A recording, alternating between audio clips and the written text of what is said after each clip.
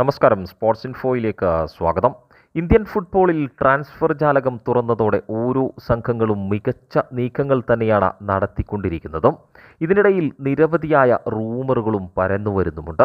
കേരള ബ്ലാസ്റ്റേഴ്സിൻ്റെ മിന്നും മലയാളി താരം രാഹുൽ കെ പിയും ഇന്ന് വാർത്തകളിൽ ഇടം പിടിച്ചെങ്കിൽ രാഹുൽ കെ പിയെ ട്രാൻസ്ഫർ ഫീ നൽകിക്കൊണ്ട് തന്നെ ചെന്നൈയിൻ FC സ്വന്തമാക്കാൻ ഒരുങ്ങുന്നു എന്നതായിരുന്നു ഇന്ന് പുലർച്ചെ മുതൽ നിരവധിയായ മാധ്യമങ്ങൾ റിപ്പോർട്ട് ചെയ്തത്. 2019 മുതൽ കേരള ബ്ലാസ്റ്റേഴ്സിനൊപ്പമുള്ള മുന്നേറ്റ നിര താരം രാഹുൽ കെ പിക്ക് കഴിഞ്ഞ സീസണിൽ കേരള ബ്ലാസ്റ്റേഴ്സിനൊപ്പം കാര്യമായൊന്നും ചെയ്യാൻ സാധിച്ചിരുന്നില്ല എന്നതും ചെന്നൈയിൻ FC ഒവൻ കോയൽ എന്ന മിന്നും പരിശീലകന് കീഴിൽ മികച്ച രീതിയിൽ തന്നെ ഒരുങ്ങുന്നതും ഒക്കെ പരിഗണിച്ച് രാഹുൽ കെ പിയുടെ ചെന്നൈയിൻ FCയിലേക്കുള്ള നീക്കം കൂടുതൽ ആളുകളും ശരിയെന്ന് ധരിച്ചിരുന്നുവെങ്കിലും കൃത്യമായ ഉറപ്പിത എത്തിയിരിക്കുന്നു.